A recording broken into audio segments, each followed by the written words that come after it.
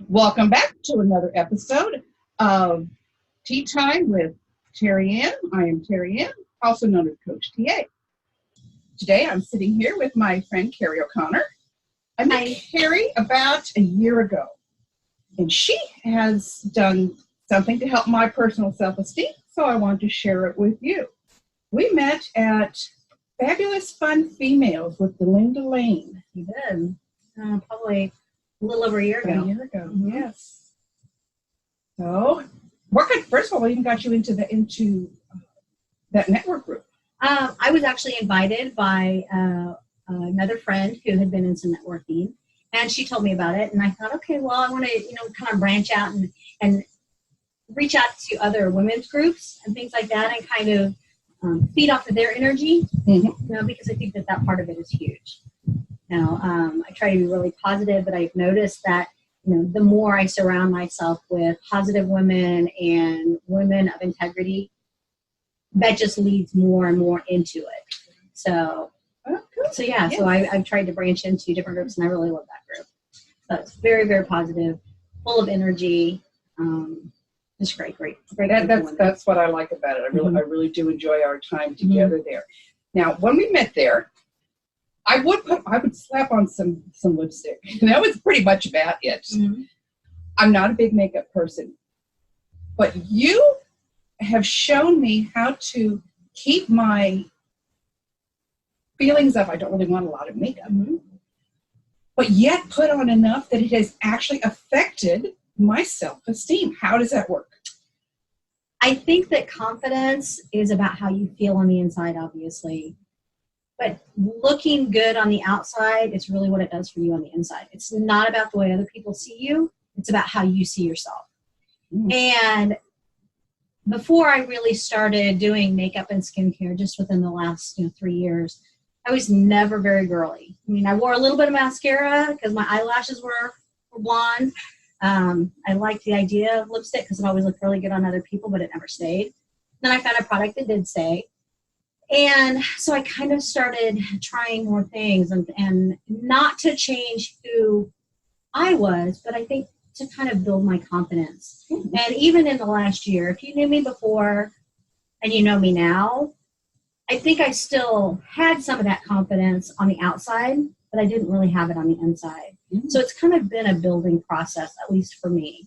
And I see in other women, I don't ever want someone to feel like they're being changed. So if you had come to me, and we did a makeover, and I want to be very specific about what are you comfortable in. Don't get a lot of makeup if you don't feel comfortable in it. Don't wear a bright color of lipstick if you're not comfortable in it, because it's about you. It's not about what other people see. It's how you feel. And if you don't feel comfortable in it, then you're not going to be yourself. So that confidence has to start for the inside. How you feel on the inside should be just as good as everybody else sees you and as amazing person as you are. So we all see Terry Ann as this amazing person. And I think a lot of times, especially as women, we stand back and we don't necessarily feel that. We can fake it on the outside sometimes, but we still don't necessarily feel it. And so I want to help women really, truly feel that on the inside, because that makes them stand taller. It makes them smile more. It makes them speak with more authority. And it's not because you're faking it, and it's not because you're trying to change how the world perceives you. It's about how it makes you feel on the inside. And that's what I've seen come out in you. Oh, well, thank you. You've been a big help in that area. That has been amazing. What did it feel like to step into this new field? It was very strange. You were with a family business for many years. Yes, I started working for my family business that was opened in 1977. My dad started our company, and it was an office machine supply, toner, printer type of a company. So I stepped into that career 13 years ago when I was a single mom. I was trying to provide for my 3 young kids. And it was what I needed at the place where I was in my life. My background is actually in journalism. So I went to journalism school. I worked in New York City on Times Square. I was a writer and an editor for a lot of years. So going into an office machine supply company was not very sexy. And it was like, oh, great, okay, I'm selling office supplies. But it was what I needed at the time. Mm-hmm. And so I did that for 4 or 5 years. And then when my dad passed away, my mom continued to have the business. So I worked with her for a couple of years. And then after a couple of years after that, she didn't even really want to do the business anymore. But I had already been doing it. I knew the industry. I had built the contacts. A lot of my customers didn't even realize that I didn't own the business because they had only seen me at the chamber event and making the deliveries and doing the sales calls and things like that. So I bought the company from my mom in December of 2010. And so now I'm the owner of office supply company. And I never, number one, I never thought I'd be an entrepreneur. It wasn't something I thought about. Mm-hmm. And so here I own this business, and it's primarily a male-dominated business. Always has been. I'm a strong enough, independent person that as a woman, I can hold my own in a male-dominated field, and that's fine. But as I had continued to do it over the course of, 4, 5, 6, 7 years, it wasn't my passion. I loved my customers, and I loved helping my customers find the solutions that they needed, but it wasn't my passion. Mm-hmm. And so just kind of out of nowhere, my sister and I actually found Senegence for the skincare and the lip sense and that stays on. We were just going to do it for fun. It's like, we'll just do it for fun. We'll spend some time together on the weekends doing parties and that kind of thing. And over the course of about a year, I started that in 2016, fall of 2016. Over the course of that next year, I realized I really liked it. And I liked not the makeup part necessarily, because I was never girly. And I never, like I said, I never really was into that. It wasn't important to my mom. It wasn't important to us growing up. It was just a thing. Mm-hmm. So I was never a diva. And I just started doing it and playing with it. And I would have my friends say, well, how did you know how to do that? How did you learn how to do that? And I'm like, I don't know. I just did it. I watched and I practiced and things like that. And so I just started realizing that that's what I really like doing. So I still had my other business. But when I would go to these networking things, I wouldn't even talk about my other business. I talked about this business. There's your passion. And I remember maybe about this time last year, I had some friends at some of the networking things afterwards say to me, I haven't even heard you talk about your other business in like 6 weeks. Or, gosh, I can really tell you like doing that. You just light up when you talk about it. You don't do that you don't light up when you talk about your toner business. And so I started just kind of listening to these things that were, and almost like, okay, God, thank you. There's my sign. Pay attention to what he's trying to tell me. And I started really in the winter, this last winter, thinking, you know what? Yeah, that is what I want to do. That's what I want to do full time.